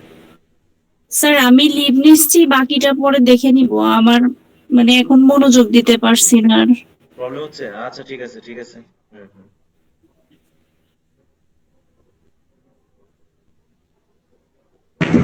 স্যার আমার পড়ার বাইরে একটা প্রশ্ন ছিল। বলতে থাকো, ততক্ষণ মেয়েরা পড়ুক। হ্যাঁ। স্যার আমি হচ্ছে ফ্রি হ্যান্ড রাইটিংটা ভালো পারি না, আচ্ছা, এর জন্য কি করব একটু যদি বলে দেন। আচ্ছা, ফ্রি হ্যান্ড রাইটিং তো এখন এই মুহূর্তে আর কি তোমাকে বলবো যে তুমি যেগুলো পড়ছো, তুমি যখনই কোনো কিছু পড়বা, তুমি কিছু কিছু জিনিস নিজের মতো করে লেখার চেষ্টা করবা, মুখস্থে যাবা না তুমি। যেহেতু আমরা আগে আলোচনা করছিলাম সেন্টেন্স প্যাটার্ন বেজে তো আলোচনা করেছি, এখন ওগুলো তো তোমাকে আমি কি বলবো, তুমি একটু গ্রুপে দেখবা, যে গ্রুপে তোমাকে অ্যাড করেছে ওই গ্রুপে নিচের দিকে আরো ভিডিও পাবা তুমি কিছু, মানে সেন্টেন্স প্যাটার্ন নিয়ে আলোচনা আছে, তারপরে পিডিএফ দেওয়া আছে, হ্যাঁ, ওই গ্রুপেই, ফেসবুক গ্রুপটাতে। তো ওখান থেকে তুমি একটু ভিডিওগুলো দেখে নিবা সেন্টেন্স প্যাটার্ন সম্পর্কে। তা ওই প্যাটার্ন অনুসারে তুমি একটু ফ্রেজ, ক্লজ এগুলো বোঝার মাধ্যমে যখনই কোনো কিছু পড়বা ওগুলো লেখার চেষ্টা করবা। হ্যাঁ, এবং আশা করি এগুলো আস্তে আস্তে ডেভেলপ হয়ে যায় আর কি, যত তুমি গ্রামার না জানলেও হয়ে যায়, কারণ তুমি তো প্রতিনিয়ত এই রিডিং এর মধ্যেই থাকো। এখন তোমার কাজ হলো একটু বেশি বেশি পড়া এবং ওইগুলোকে লেখা। হ্যাঁ, এখন এই মুহূর্তে তোমাকে আর কি বলবো, যেহেতু সময় কম, এখন তো আর ওইদিকে মনোযোগ দেওয়ার দরকার নেই যে ফ্রি হ্যান্ড রাইটিং তুমি এখন কিভাবে প্র্যাকটিস করবা, কিভাবে শিখবা। তুমি এখন এখানে যা পড়বা সেটাকে তুমি ওইভাবে উপস্থাপন করার চেষ্টা করবা, ঠিক আছে? এখন এর কোনো সমাধান নেই আর কি। স্যার আচ্ছা স্যার। বুঝতে হয়েছে? সবাই পড়ছো স্যার তোমরা? হুম। স্যার কে বলছো? নাম বলো। আমি তো এখন তোমাকে দেখতে পাচ্ছি না। আমার তামান্না স্যার। প্যারাডক্সিক্যালি কি স্যার? ওই যে প্যারাডক্সিক্যাল আমরা পড়লাম এখনই, প্যারাডক্স, ও প্যারাডক্স আচ্ছা বললাম না? স্যার, ওইটাই। ওইটাকেই অ্যাডজেক্টিভ জি স্যার। অ্যাডভার্ব হিসেবে ব্যবহার করা হয়েছে প্যারাডক্সিক্যালি। হ্যাঁ। আচ্ছা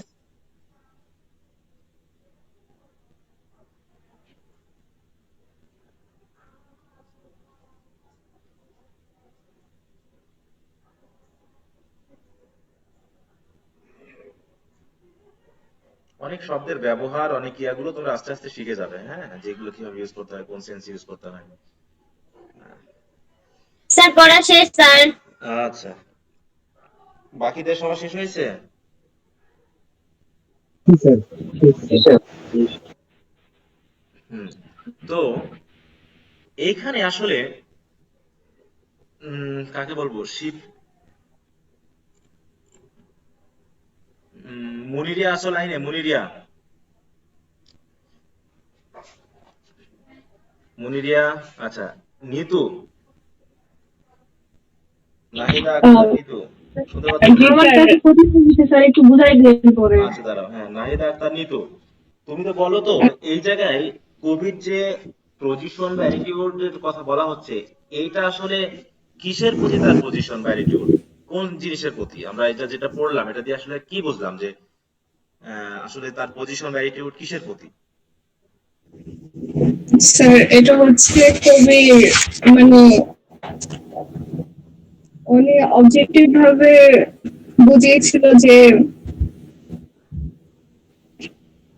স্যার আমি সুন্দর করে বলতে পারবো না, মানে আমার প্রবলেম হয় এগুলো বলতে। আচ্ছা, আরেকজন একটু হেল্প করতে পারবা যে আসলে যেখানে তাহলে নিতুর একটু হেল্প করে দাও। স্যার এখানে স্যার প্রাকৃতিক মানে প্রাকৃতিক জিনিসগুলোর এদিকে sir beauty, love, nature, time and literature. Suman বলো, তুমি বলো এবার। হ্যাঁ, সুমন বলো দেখি। বলছি যে স্যার এখানে কি স্যার আমাদের এটিটিউডটা হলো অর্থ হচ্ছে স্যার বিউটি, মানে স্যার রূপ, লাবণ্য, ভালোবাসা, প্রকৃতি, সময়, এগুলো নাকি sir? Beauty, love, nature, time, literature. না, তাও হলো না। স্যার এটা কি এরকম হতে পারে? জি স্যার, তার যে বন্ধু আছে, তার যে ফেয়ার ইউথ, তার বন্ধু, তার বন্ধুর যে ভালো দিকগুলো আছে এবং নেচারের সাথে সে একটা তুলনা করছে যে তার বন্ধুর ভালো দিকটাই বরঞ্চ নেচারের থেকে বেশি ভালো, কারণ নেচারের কিছু ব্যাড সাইডও আছে যেটা তার বন্ধুর মধ্যে সে পাচ্ছে না। আচ্ছা আচ্ছা, দেখো আমি একটা কথা বলি এই জায়গায় শিফাত, হ্যাঁ সবাই শোনো তাহলে বুঝতে পারবা। যে কবি বলছে যে সূর্যের আলো কখনো খুব তীব্রভাবে তাপ দেয়, কখনো ডিমড হয়ে যায়, তাই না? তাহলে এটা তার একটা ব্যাড দিক। তারপর হচ্ছে সকল সৌন্দর্যই এক সময় কি হয়ে যায়, ডিকে হয়ে যায়, ধ্বংস হয়ে যায়। তাহলে মানুষের যে সৌন্দর্য, এটা কি ধ্বংস হয় না? বলো। এটাও তো ধ্বংস হয়, কিন্তু কবি আর কি রেখে দিছে আর কি, এই কবিতার মধ্যে ফুটে রেখে কিন্তু স্যার তাহলে কবির এই কবি দিকটা কিসের প্রতি, কিসের প্রতি? সে সৌন্দর্যের প্রতি, নাকি সৌন্দর্যকে প্রিজার্ভ করে রাখার যে মাধ্যম, সেই মাধ্যমটার প্রতি? মাধ্যমটার প্রতি। মাধ্যমটা স্যার হচ্ছে কি আর্ট, তাই তো? জি স্যার কবির মেইন ব্যাপারটা হচ্ছে কিন্তু আর্টের প্রতি, যে আর্টের মাধ্যমে, আর্ট বা লিটারেচারের মাধ্যমে যে একটা জিনিসকে পার্মানেন্সি দেওয়া যায়, কথা বুঝতে পারছো? সেটার কথা বলা হচ্ছে। এই যে বলা হচ্ছে কি কবির বন্ধু তো মারা যাবে, তাহলে মারা যাওয়া মানে তো তার সৌন্দর্য শেষ হয়ে যাওয়া, তাহলে তো সে তো অন্যদের মতো হয়ে গেল, সে সামারের মতো হয়ে গেল, সে অন্যান্য সুন্দর জিনিসের মতো হয়ে গেল, যে সবকিছু ধ্বংস হয়ে যায়। কিন্তু এখানে কবি কনফিডেন্ট অ্যাবাউট হিজ পোয়েট্রি বা পোয়েম বা sonnet, through which he will be able to make his friends permanent to the reader. বুঝতে পারছেন? এখানে কি the poet is actually looking at the art, the power of poetry or literature, which has the power to make his friend permanent. হ্যাঁ, অতএব তার বন্ধুর সৌন্দর্যের প্রতি তার যতটুকু না মানে বিশ্বাস বা এই ব্যাপারটা, তার চেয়ে বেশি হচ্ছে যে তার বন্ধুর সৌন্দর্যটাকে সে তার পোয়েট্রির মাধ্যমে তুলে ধরতে পারবে। ঠিক আছে? তো এইখানে সেটা বলা হচ্ছে। দেখো এখানে যদি আমরা একটু বলি যে এই দেখো এই জায়গায় যে এই লাইনটা যদি আমরা বলি, দেখো যে at the outset of the poet highlights the youth's beauty in contrast to the summer season. In time with the nature's course, the beauty must fade or decline. তাহলে সময়ের সাথে সাথে সবকিছু কি হয়ে যায়, ফেড হয়ে যাবে, but the beauty of the poet's friend will remain intact, মানে একদম ওইরকমই থাকবে। কিসের সাহায্যে? with the help of literature or poem that he writes. ঠিক আছে তো? এই কথা কিন্তু অতএব এখানে হচ্ছে কি verse or art is permanent. Verse অথবা আর্ট হচ্ছে কি permanent and unchanging with the passage of time. সময়ের সাথে সাথে কিন্তু আর্ট পরিবর্তন হচ্ছে না, ভার্স পরিবর্তন হচ্ছে না। In contrast two passing beauty along with the love one feels for that beauty. কারণ যে বিপরীত দিকে যদি আমরা ভাবি, তাহলে সৌন্দর্য পাস হয়ে যায়, মানে কি শেষ হয়ে যায়, এমনকি সৌন্দর্যের সাথে সাথে যে লাভ, যে ফিলিং, সেটাও কিন্তু শেষ হয়ে যায়। অতএব শেষের লাইনটা হচ্ছে সবচেয়ে বড় কথা, যে কবির অ্যাটিটিউড বা পজিশনটা কিসের প্রতি? The art can preserve beauty, art হচ্ছে বিউটিকে প্রিজার্ভ করে রাখতে পারে, as the verse of the poet, আচ্ছা, verse of the poem is preserving the beauty of youth in the most memorable way. তার মানে কি তিনি তার যে পজিশনটা সেটা তার বন্ধুর সৌন্দর্যের প্রতি না বা প্রকৃতির প্রতিও না বা তার নেগেটিভ কোনো কিছুর প্রতি না, প্রতিটা হচ্ছে কি যে আর্টের মাধ্যমে একটা জিনিসকে কত পার্মানেন্ট করে রাখা যায়। এইটা হচ্ছে ব্যাপার। হ্যাঁ, তারপরে তিনি কবিতায় যা কিছু বর্ণনা করা হয়েছে সেগুলো বর্ণনা করার মাধ্যমে তিনি বলতে চেয়েছেন। তো তাহলে হচ্ছে কি he is actually showing his positive attitude towards the power of poetry or art to make anything permanent, হ্যাঁ, অনেক দিনের জন্য রেখে দেওয়ার এই ক্ষেত্রে ব্যাপারটা। আশা করি তোমরা বুঝতে পেরেছো। দেখো অবজেক্টিভ পজিশন কি? হ্যাঁ, বলো বলো কোনটা? Objective position, what is objective position? Objective position মানে হচ্ছে অবজেক্টিভ আর সাবজেক্টিভের মধ্যে পার্থক্য কি ছিল? সাবজেক্টিভ কি জিনিস আর অবজেক্টিভ কি জিনিস? সাবজেক্টিভ নিজের কথাই নিজেই বলবে এরকম। আমরা বুঝছি হচ্ছে যেটা দ্বারা আমি আমার নিজের সম্পর্কে কথা বলবো, তাই তো, নিজের আইডিয়া বলবো।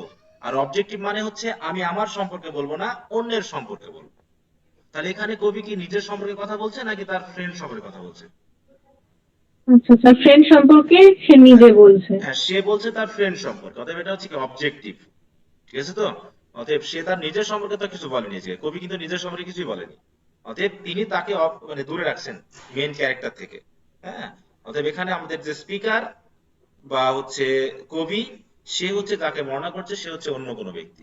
হ্যাঁ, ওকে স্যার। এইটা স্যার একটা ব্যাপার, এটা যদিও অ্যানসার শর্ট, কিন্তু এখানে কঠিন কঠিন শব্দ ব্যবহার করা হয়েছে বা ইয়াগুলো সেন্টেন্স গুলো বড় বড় বেশ। এখন আসলে এরা তো যারা বইটা লিখছে তারা তো অ্যাডভান্স রাইটার হয়ে গেছে, তোমাদের কাছে একটু কঠিন তো লাগবেই। হ্যাঁ, যে আমরা যখন এখন কোনো কিছু লিখবো দেখা যাচ্ছে একটা ক্লজ যুক্ত হতে হতে অনেক বড় হয়ে যায় অটোমেটিক। কারণ সিম্পল সেন্টেন্স কখনো কোনো সঠিক তথ্যকে বা থটকে সুন্দরভাবে উপস্থাপন করতে পারে না। কমপ্লেক্স সেন্টেন্স খুবই জরুরি একটা জিনিসকে সঠিকভাবে উপস্থাপন করার জন্য। হ্যাঁ, এই জন্য তো ওটা যেহেতু তোমাদেরকে আস্তে আস্তে এগুলোকে ডেভেলপ করতে হবে, করতে হবে, বাড়াতে হবে। তবে একটু চেষ্টা করবা, আরো নিজেকে লিখতে পারতে হবে, বেশি বেশি লিখতে হবে নিজের চেষ্টায়। আমি যা বলবো তুমি তাই লিখবে শুধু তা নয়, নিজেকেও একটু চেষ্টা করতে হবে, লিখতে হবে, পড়তে হবে। হ্যাঁ, এই বিষয়গুলো বাড়াতে হবে। তো দেখো এই পজিশন এবং অ্যাটিটিউড সম্পর্কে আসলে কি বলা হচ্ছে সেটা তোমরা বুঝো, যে থিমেটিক ব্যাপারের প্রতি, মানে থিমটা আসলে কবিতার যা হবে সেটার প্রতি কবি পজিটিভ দৃষ্টিভঙ্গি দিচ্ছেন কিনা, তার পক্ষে আছেন কিনা নাকি তার বিপক্ষে আছেন। আর্টের যে পাওয়ার, এই পাওয়ারের কি তিনি পক্ষে না বিপক্ষে কথা বলছেন এই জায়গাতে, বলো। আর্টের যে ক্ষমতা একটা জিনিসকে পার্মানেন্ট করার জন্য, এটার পক্ষে তিনি কি পজিটিভ দৃষ্টিভঙ্গি দিয়েছেন নিশ্চয়, নাকি? আচ্ছা আচ্ছা, হ্যাঁ। আর সামারি বললে তো কবিতা তো মানে যা থাকবে, গল্প বা কাহিনীটা সেটাই মোটামুটি এসে যাবে। আর টোনটা থাকলে হতো তাও এই কবিতাতে টোনটা নেই, মানে কিছু কিছু বিষয় যেমন রাইম স্কিম তোমরা এখন পারবে, কারণ অলরেডি আমরা পড়েছি। তেমন 15 নম্বর কোশ্চেনটা, এটা এখন তোমাদের ভাষাগত ব্যাপারটা ছাড়া বাকি তোমরা এখন আলোচনা করতে পারো, যে আমার হচ্ছে ইংল্যান্ডের অনুসারে বা কবি যে দেশের, সেই দেশের সামার অনুসারে বাংলাদেশের সামারের পার্থক্য কি, তাহলে তোমাকে তো এটা নিজে বর্ণনা করতে পারতে হবে। এখানে তো আসলে ওইরকম কিছু নাই। What do you come to know about the poet's friend, এটা হচ্ছে ওই সামারি যা বললা, এখানে তো সেই একই জিনিস আসবে। কি কার সাথে কার তুলনা করা হয়েছে, কি তুলনা করা হয়েছে, তার বন্ধুকে কত পার্মানেন্ট করা হয়েছে, তার সৌন্দর্য কেমন আকর্ষণীয় হবে, এই বিষয়গুলো তো এখানেও বলা হয়েছে। তার মানে দেখো পয়েম যদি তুমি ঠিক মতো বুঝতে পারো তাহলে এইখানের কোশ্চেন গুলো খুব একটা কঠিন হবে না। তো যাই হোক, আজকে আমি মনে করছিলাম 2টা পয়েম দিব, কিন্তু যেহেতু তোমাদের আমি পরীক্ষার জন্য 2টা কোশ্চেন দিয়েছি, তোমরা ওগুলো পড়ে ফেলো। তো আজকে আর সময় নষ্ট করবো না, কারণ অনেকে মনে হচ্ছে তোমরা একটু ক্লান্ত হয়ে গেছো, কিছু করার নেই। আশা করি ঈদের পরে কোনগুলো স্যার দিয়েছিলেন, আমি মাঝখান দিয়ে স্যার একটু আমি গ্রুপে দিয়ে দিচ্ছি। হ্যাঁ, আমি গ্রুপে দিয়ে দিব, সমস্যা নেই। 2টা প্রশ্ন দিয়েছি, 2টা প্রশ্ন আমি গ্রুপে দিয়ে দিব, তোমরা ওইগুলো একটু পড়ে নিবা। আগামী দিন খাতা কলম নিয়ে রেডি হবা, প্রথমে শুরুই আমরা ওটা লিখবো, মনে থাকবে? ঠিক আছে স্যার। আচ্ছা আচ্ছা, তো আর কারো কোনো কথা আছে কিনা?